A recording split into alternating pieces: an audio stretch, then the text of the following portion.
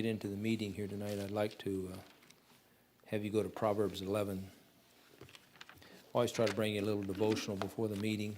I think it's important that we keep our perspective. The business of the Lord requires a lot of things people forget.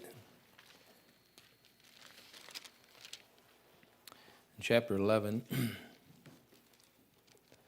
in verse 18, it says, "The wicked worketh a deceitful work, but to him that soweth righteousness shall be a sure reward." Being deceitful is not difficult. You say, how do you know that? Because I've tried it like you have. Amen. And there are some synonyms that you need to understand about the word deceitful. Of course, the word deceit.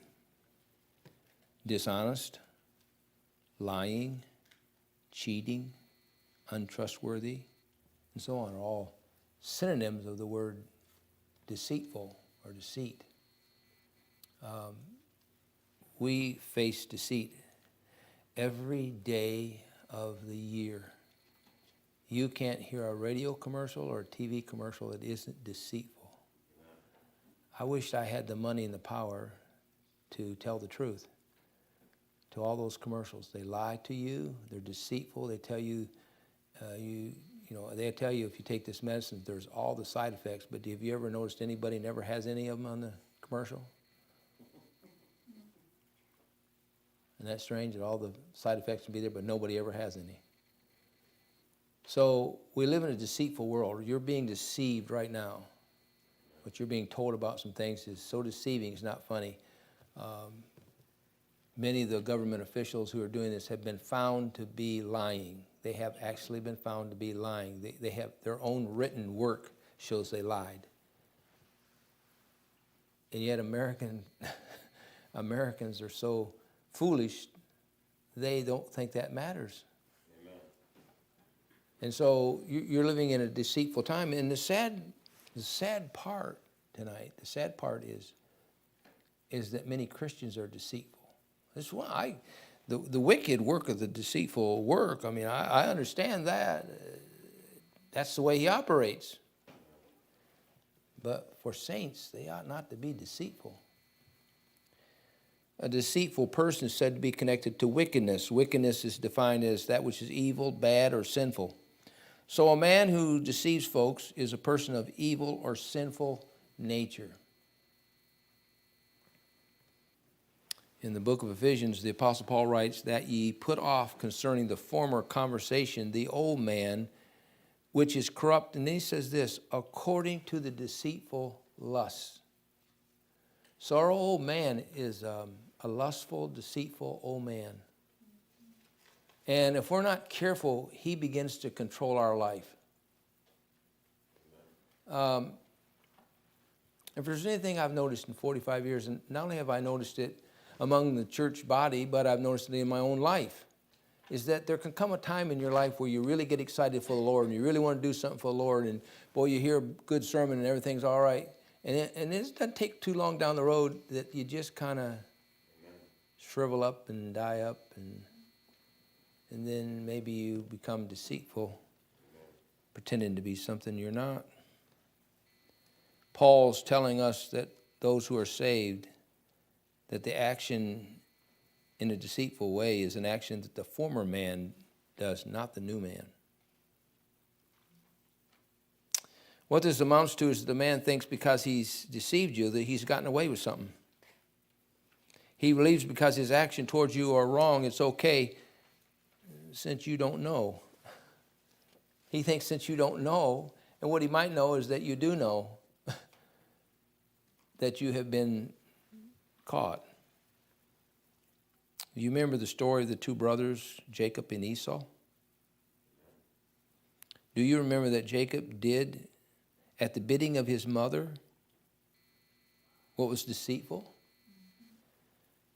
In deceiving his father into thinking he was really Esau. I mean, there's a lot of things that are deceitful, but that's about the low pitch right there. I mean, good night. If a mother would deceive her own husband with her son, what can you say about that?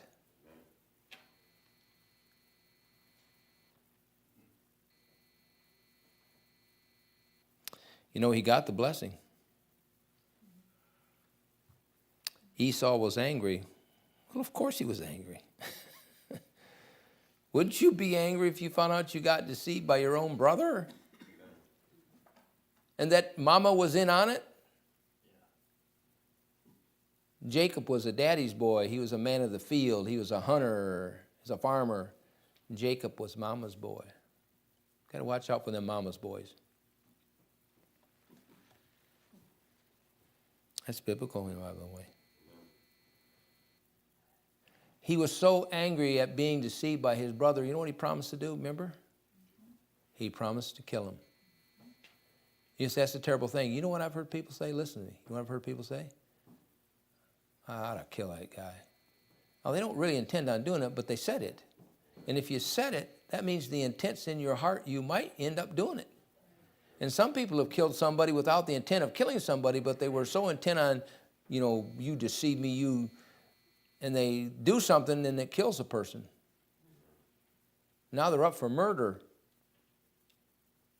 All because somebody deceived somebody out of some money or property or...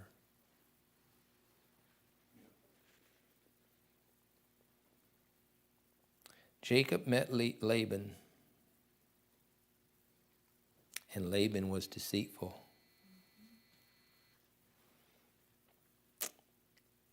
And he got angry over that action. And what was the action? That he lied about his wife. He gave him the wrong lady. And I've often heard Dr. Ruttman say, and as Jacob was getting ready to say something, a number 10 shoe hit him on the backside and said, "Hey, what did you say your name was? Did you say your name was Esau or is it Jacob? I'm not sure I heard you tell somebody your name was Esau."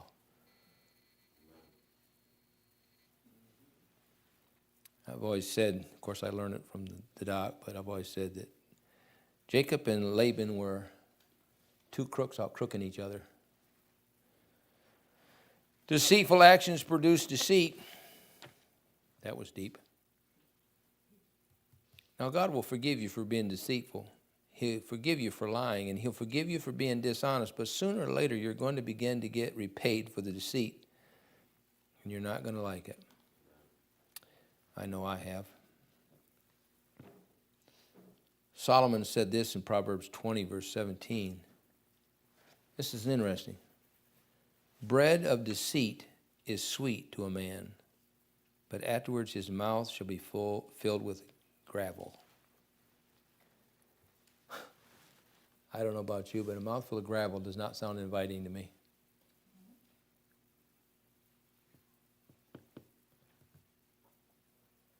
Have you ever had any sand in your mouth? If you have, you can remember how you were uncomfortable, how you wanted to cleanse your mouth, how you ground on your teeth. Doesn't that make the shivers go down your back? But imagine having a mouthful of rocks. First of all, it'd be impossible to talk and make sense. Second, you would not chew them without breaking your teeth. So what he's trying to tell you is the deceitful man will end up hurting himself and being misunderstood. He'll end up hurting himself and be misunderstood.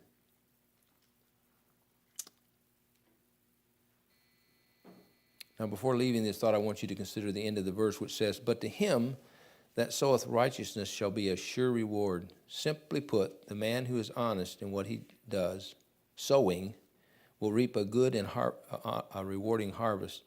It might be hard sometimes to be honest, but what about what you've done? But the reward is worth the effort. Sometimes it's hard to be honest. Sometimes it's hard to be straight, but the reward is what matters, the difference. Better to be known as a man who keeps his word than a man you can't trust. Now keep in mind, if you and I practice to deceive, then sooner or later it is likely that we're going to receive the same. And there's nothing that makes me any madder than to get something done like that and then be reminded by the Lord, like, "Don't you remember what you did?" And I go, "Well, that was different." Do you ever notice that in kids, that when they get caught doing something, well, that's not the same as.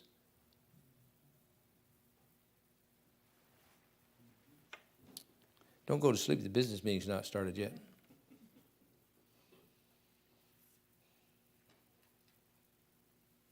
I've seen this thing take place, and you know, I've heard men and women get angry because someone lied to them or cheated them. And what they forgot was that they may have well sown that action themselves. I once heard a man many years ago, he said that he had been cheated by somebody out of $400 or whatever the figure was.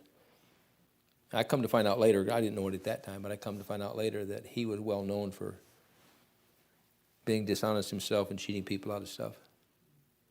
But boy, he was so upset that somebody cheated him on, but he forgot how much he had cheated somebody else out of. Yeah, it's a strange lesson for the business meeting. No, it's not. You'll see in a minute. This is exactly why I'm saying what I'm saying.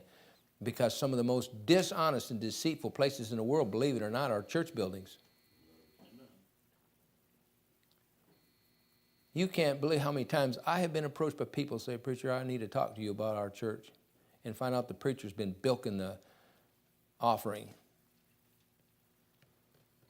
Or somebody else in the church has been bilking the offering. One time in all those years we've been here, Brother Gordy, we had one person we thought was stealing money. Couldn't prove it, but it stopped after we brought it up.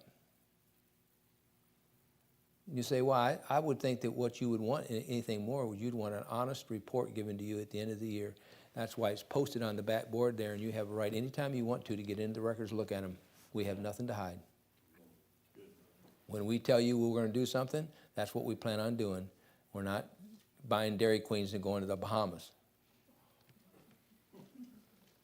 And I'm serious. Missionaries, evangelists, good men. Jim White, I've talked to some of these men who've been cheated out of, well, Jim White told me one time he saw a check, forget what it was, $5,000 in the offering, and the preacher ripped it up and said no missionary should get $5,000. Now, I don't know what you call that, but I call that deceitful and dishonest. When I take up a love offering here and you can check the books, that man gets every penny. As a matter of fact, most of the time, Brother Gordy, he gets more than that because we just round it off. We don't give him 79 cents. We give him 80 cents. No.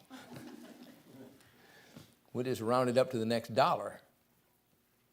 No missionary has ever left here and no evangelist ever left here with the offering plate, just money. We've always rounded it off, always brought it up. Especially if we thought we got more blessed than we gave. And you're going to see when you get your paper tonight, we have not hurt by trying to be honest all these years. Amen. And if you knew what I knew right now, you would understand exactly what I'm saying. I'm just telling you folks tonight, there's no reason this church should have as much money in the coffers as it has, but the Lord's been very, very, very, very good to us. And I thank him for that. And it's not one person, it's not two persons, it's a lot of persons. And I want to be honest with you and open with you. That's why we do this business meeting. That's why we have the papers and print it all up for you so you can see it in your eyeballs and see that where that money's going. All right? So I want you to understand that. Don't want to be deceitful with you. And I hope you don't want to be deceitful. I hope you'll be honest. And if you haven't been honest, I hope you'll get it right.